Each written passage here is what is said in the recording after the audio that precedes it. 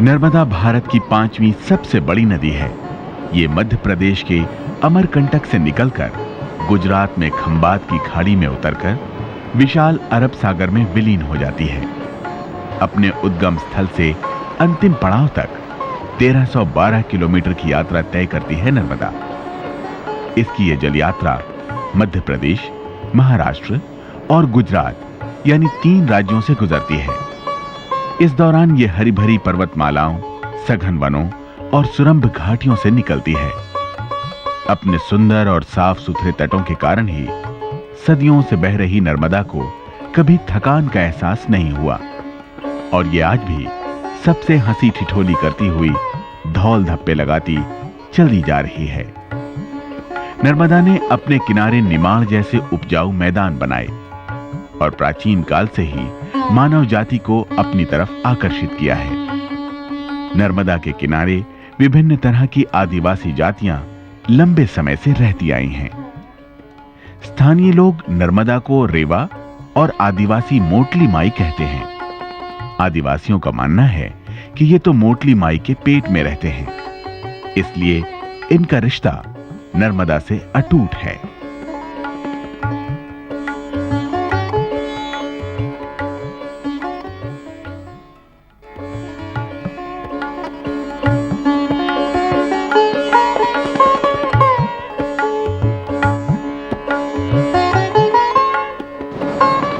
नर्मदा की स्वच्छंद प्रवाह की गाथा अगर सदियों पुरानी और पौराणिक महत्व की है, तो इसे बांधने का प्रयास भी 55 सालों से चल रहा है।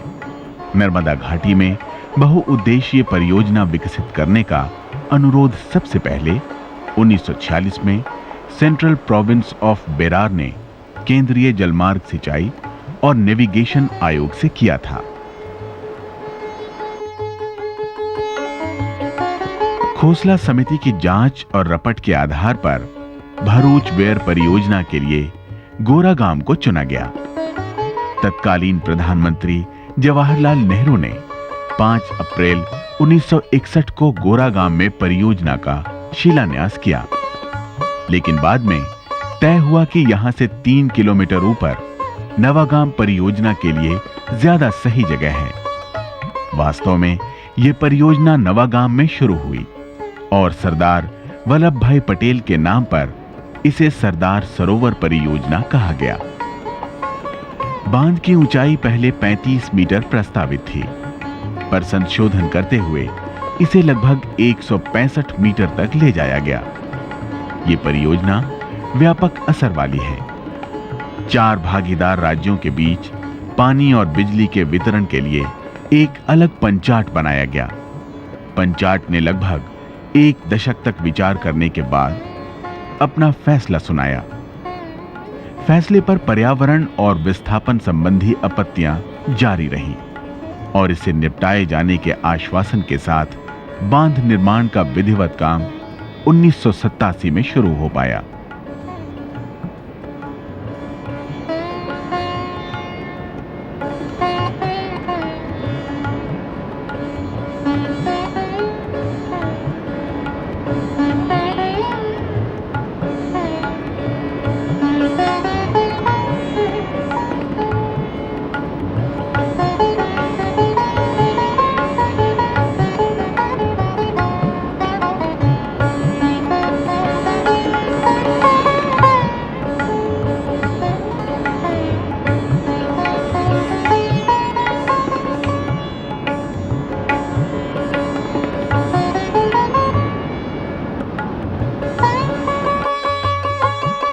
बांध निर्माण शुरू होते ही लोग उम्मीदों और आशंकाओं में डूबने उतराने लगे। एक तरफ कच्छ और सौराष्ट्र के लोग थे जो बार बार पड़ने वाले सूखे से पीड़ित थे। इन्हें लगा कि जल्द ही इनके सूखे खेतों के गले तर हो जाएंगे। दूसरी तरफ नर्मदा घाटी के स्थानीय लोग और आदिवासी थे, जिनके गांव, घर और खेत बांध के डूब क्षेत्र में आ रहे थे। इन्हें लगा था कि यह बांध तो इनका सब कुछ तबाह कर देगा। इसलिए जो सरदार सरोवर परियोजना कच्छ सौराष्ट्र के लोगों के लिए जीवन डोर थी, वही बांध के आसपास के आदिवासियों और स्थानीय लोगों के गले की फांस बन गई। स्थानीय लोगों और आदिवासियों की आशंकाएं आक्रोश बनकर उभरी।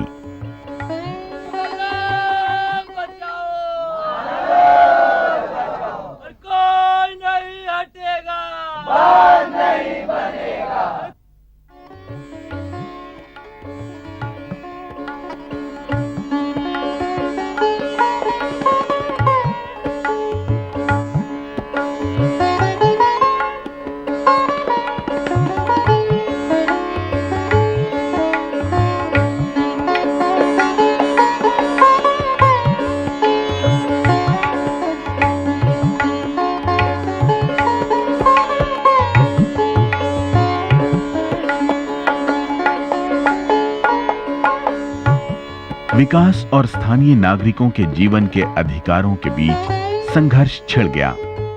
नर्मदा घाटी अशांत हो उठी।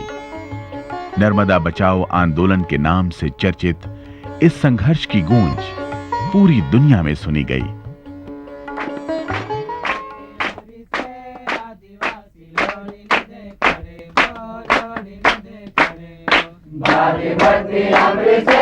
आदिवासी लड़ी न दे खड़े हो, लड़ी न दे खड़े हो। आदिवासी लड़ी न दे खड़े हो, लड़ी न दे खड़े हो। जीवन हक अमृत से आदिवासी लड़ी न दे खड़े हो, लड़ी न दे खड़े हो। आदिवासी लड़ी न दे खड़े हो, लड़ी न दे जिंदाबाद करे वो आदिवासी लड़ी न दे खड़े हो, लड़ी न दे खड़े हो। अमोका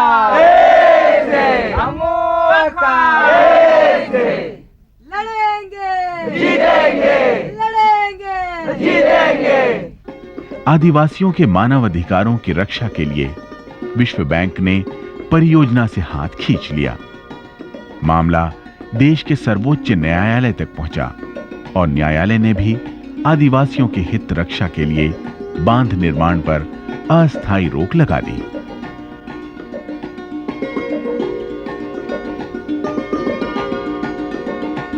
सर्वोच्च न्यायालय में यह विवाद तकरीबन 10 साल तक चला।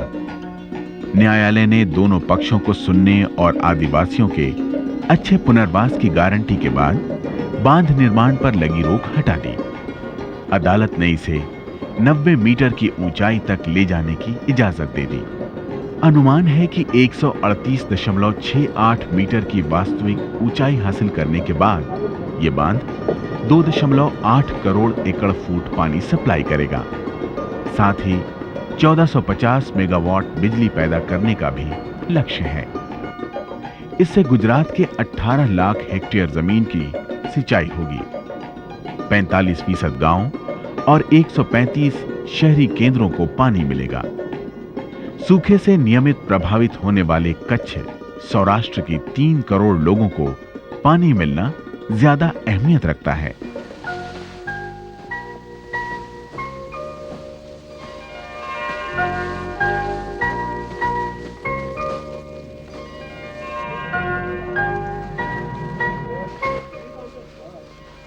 परियोजना मुख्यत्वे 4 राज्यों के लिए है। इसमें पीने का पानी, खेत के लिए पानी और बिजली का उत्पादन। 1946 में सरदार वल्लभ भाई पटेल को विचार आया था कि ये सब पानी समुद्र में जा रहा है, क्यों ना उसको रोका जाए, कहीं पर बांध बनाया जाए और ये पानी का उपयोग किया जाए। गुजरात में जहाँ पानी की कमी है वो विस्तार हैं कच्छ, सौराष्ट्र और उत्तर गुजरात। वहाँ पानी की बहुत कमी है, बारिश भी कम है तो इरेगुलर है। वहीं के लोगों के लिए और खेत के लिए ये सिर्फ एक ही उपाय है कि नर्मदा का पानी हम वहाँ पहुँचाएं।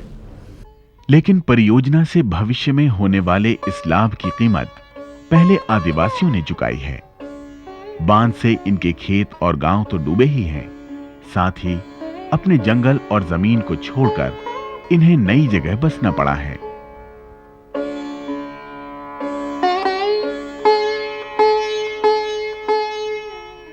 जो जमीन डूब में जा रही है, सबमर्जेंस में जा रही है, उसमें कुछ विस्तार में आदिवासी लोग भी रहते हैं और आदिवासियों का पुनर्वसवाट भी किया जा रहा है। गुजरात का आंकड़ा अगर लें तो गुजरात में कुल 99% आदिवासी लोग इससे असरग्रस्त हो रहे हैं। जितने असरग्रस्त हैं उसमें से 99%। और इसी प्रकार मध्य प्रदेश में भी और महाराष्ट्र में भी एक मोटी संख्या आदिवासियों की प्रभावित हो रही है। जो गुजरात में जिन विस्थापितों को स्थापित करना है उनकी कुल संख्या 4700 के लगभग है और उसमें से 4560 आदिवासी हैं, यानी कि करीब 99%। सरदार सरोवर परियोजना से गुजरात के 19 गांव डूब चुके हैं। इनमें से 1/3 बांध स्थल पर ही स्थित थे। आधे गांव सड़क मार्ग से जुड़े थे, जबकि आधे सड़क से दूर थे और आधुनिक समाज की कोई सुख सुविधा इन्हें उपलब्ध नहीं थी।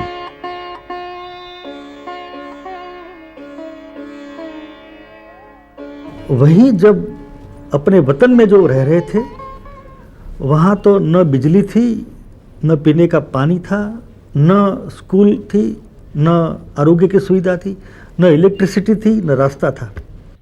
यहाँ के आदिवासियों की 2 प्रमुख जातियां हैं, तड़वी भील और डुंगारी भील।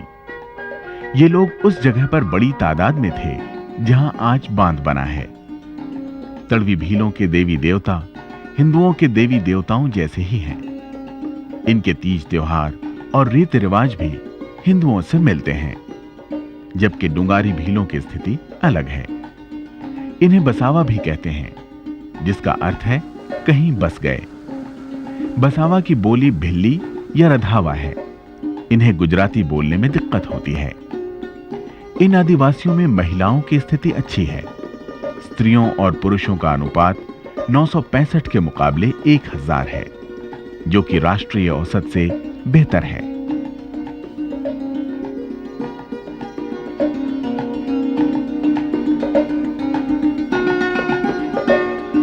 पूंजी निवेश बाजार आधारित अर्थव्यवस्था और बैंक, अस्पताल व संचार जैसी तमाम सुविधाओं से दूर यहां वस्तु विनिमय और श्रम सहयोग की व्यवस्था प्रचलित थी।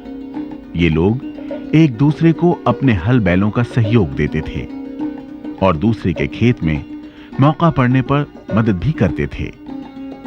मुख्य फसलें बाजरा, मकई और कपास थी। खेती के अलावा ये भैंस, बकरी जैसे पशु भी पालते थे और जंगल में इन्हें चराते थे। जंगल से आदिवासियों का विशेष जुड़ाव रहा है। घर बनाने के लिए लकड़ी लंबे, और वहाँ से कोई आयुर्वेदिक दवाई लाते थे, गुंदल लाते थे, और जो चीज़ हमको मिलती वो काम लगेगी ऐसी चीज़ हो वो ले आते थे हम वहाँ से। जंगल की वजह से ही अपने आप को ये समृद्ध मानते थे। इनका पशुपालन, खेती और स्वास्थ्य की देखभाल सब जंगलों पर निर्भर था। इस बारे में मध्य प्रदेश के मुख्यमंत्री दिग्विजय सिंह को बाबा महारिया का लिखा पत्र काफी कुछ कह देता है। पीढ़ियों से हम जंगल में रहते आए हैं। जंगल ही हमारा साहूकार है और बैंक है। संकट के दिनों में हम उसी के पास जाते हैं। जंगल और बांस से हम अपना घर बांधते हैं। निमौली और हिवाली की झाड़ियों से हम अपने घर की दीवारों को चुनते हैं। जंगलों से ही हमारे घरों की टोकनी, खाट, हल, बक्खर और हर एक सामान बनता है। जंगल पहाड़ में मिलता है, जिससे हमारे जानवर पुसते हैं। अकाल पड़ जाता है तो कंदमूल खाकर जीते हैं। बीमार हो जाते हैं तो गांव के बुढ़वा जंगल की जड़ी बूटी देकर ठीक कर देते हैं। जंगल हमारी मां की तरह है। इसकी गोद में हम बड़े हुए हैं। इसका दूध पीकर हमें जीना आया है। बिना जंगल के हमें रहना पड़े तो इस पूरी जानकारी का, जिसे हम पीढ़ियों से संजो कर रखे हैं, उपयोग ही नहीं होगा और धीरे धीरे यह बिखर जाएगी। जंगल से दूर मैदानी इलाकों या शहरों में हम किस तरह जी पाएंगे? जंगलों से इतने सघन और जीवंत रिश्ते के बावजूद बांध निर्माण के कारण आदिवासियों को यहां से विस्थापित किया गया। बांध स्थल और डूब क्षेत्र से हटाकर इन्हें बड़ौदा, भरूच और नर्मदा जिलों में बसाया गया। लेकिन विकास के दबाव में स्थानीय लोगों के विस्थापन और पुनर्वास की कार्रवाई आसान नहीं होती। पीढ़ियों से बसा पुरखों का गांव अपनी खेती बाड़ी और रिश्ते नाते कोई क्यों छोड़ेगा? इसीलिए आदिवासियों ने पहले संघर्ष किया और फिर पुनर्वास व एक नई जिंदगी की उम्मीद देखकर हटने को तैयार हुए। इनके आंदोलन से बांध तो नहीं रुका, पर पुनर्वास में जरूर सुधार हुआ। गुजरात सरकार ने परियोजना से विस्थापित आदिवासियों का अच्छे से अच्छा पुनर्वास करने का प्रयास किया। इन्हें आधुनिक सुविधाएं देकर बेहतर जीवन का आधार प्रदान करने का प्रयास किया गया है। विस्थापित आदिवासियों को पुनर्वास की दोहरी नीतियों का लाभ मिला है। एक तरफ इन्हें सुविधाएं मिली हैं जो नर्मदा जल विवाद पंचाट ने इनके लिए तय की थी, वहीं गुजरात सरकार ने अपनी तरफ से भी काफी उदारता दिखाई है। पंचाट के फैसले के अनुसार उस परिवार को न्यूनतम 2 हेक्टेयर यानी 5 एकड़ जमीन दी गई है, जिसकी 25% से ज्यादा जमीन परियोजना में डूबी है। हर बालिग बेटे को अलग परिवार मानकर उसे भी इसी तरह की सुविधा प्रदान की गई है।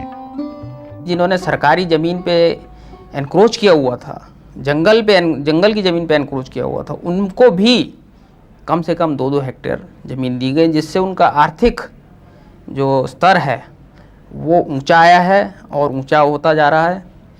और जो खेती से लगे हुए नहीं थे उनको भी उनका जो काम धंधा था वो चलाने के लिए रकम दी गई। इस तरह से जो खेती में थे उनको और जो खेती के बाहर थे उन सबको उनका जीवन स्तर ऊंचा है, आर्थिक उनका जो स्तर है वो ऊंचा है। उसके लिए तमाम जो NWDT अवार्ड में था और गुजरात सरकार ने जो नीति उदार करी उसके हिसाब से उनको दिया गया है। पुनर्वास अनुदान के तौर पर हर परिवार को 750 रुपए और सहायता अनुदान के तौर पर 500 रुपए दिए गए हैं। हर 50 परिवार के लिए पीने के पानी का एक पक्का कुआं और हर 100 परिवार के लिए एक प्राइमरी स्कूल और 3 कमरे बनवाए गए हैं। जहां 500 परिवारों की आबादी है, वहां एक पंचायत घर, एक दवाखाना, एक बीज भंडार, बच्चों का पार्क और तालाब बनवाए गए हैं। सरकारी भवनों और खुली जगह के लिए 30% अतिरिक्त जमीन छोड़ी गई है। सरकार ने हर विस्थापित परिवार को मकान बनाने के लिए 500 वर्ग मीटर का प्लॉट दिया है। उस पर मकान बनाने के लिए 45,000 रुपए दिए गए हैं। साथ में परिवार की आजीविका के लिए भी 45,000 की रकम दी गई है। हल, बैलगाड़ी, कुदाल, फावड़ा व खेती में लगने वाले अन्य उपकरणों की खरीद के लिए हर परिवार को 7,000 रुपए दिए गए हैं। हर घर का मुफ्त में विद्युतीकरण कराया गया है और मकान, मृत्यु और निजी दुर्घटना संबंधी बीमा किया गया है। आदिवासी उनकी जमीन, जंगल, संस्कृति के साथ बहुत जुड़े हुए होते हैं, इसलिए उनका पुनर्स्थापन जब किया गया तो इन चीज़ों का खास ध्यान रखा गया कि उनको एक जगह से निकाल के दूसरी जगह रोपा जा रहा है तो ये एक स्मूथ हो, और साथ ही साथ जो एक पॉलिसी थी, सरकार की नीति थी कि वहाँ ये जिस तरह से रह रहे थे उससे बेटर कंडीशन में यहाँ वो पुनर्स्थापित हों और उनके लिए सामाजिक, आर्थिक उनका उत्थान हो और वो ऊपर आए। तो ये पॉलिसी थी कि मिनिमम उनका लेवल जहाँ जिस लेवल पे वो पहले थे उससे ऊपर जाए। अपनी संस्कृति से गहरे जुड़े आदिवासी अब नई जगहों पर पर्व त्योहार मनाते हैं और नाच गाकर नए समाज से सामंजस्य बनाने का प्रयास करते हैं।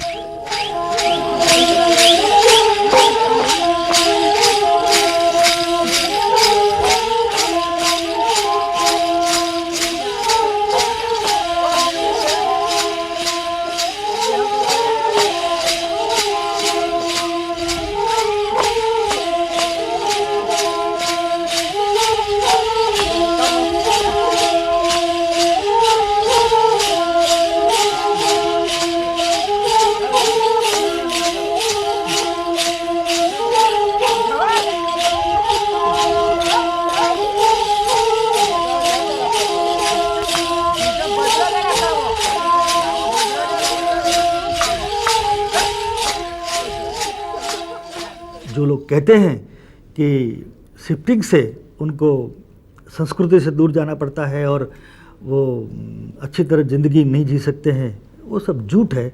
हम यहाँ उनको मेहमान की तरह रखते हैं। दुनिया में से किसी को भी आकर देखना हो तो देखे। लेकिन जंगलों से जीवंत रिश्ता रखने वाले आदिवासियों का नई जगह बसाया जाना आसान नहीं था। इनका भौतिक रूप से एक हद तक पुनर्वास भले ही हो गया हो, पर नई जगह से सामाजिक और सांस्कृतिक रूप से जुड़ने में समय लग रहा है।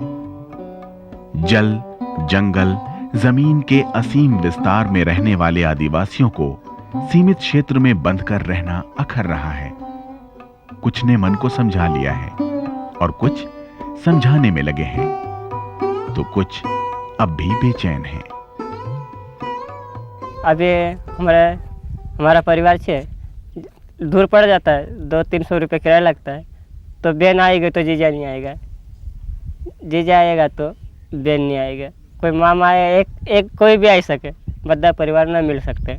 अच्छा तो नहीं लगा, पर अब सरकार ने हमें यहाँ भेजा तो आना ही पड़ेगा ना।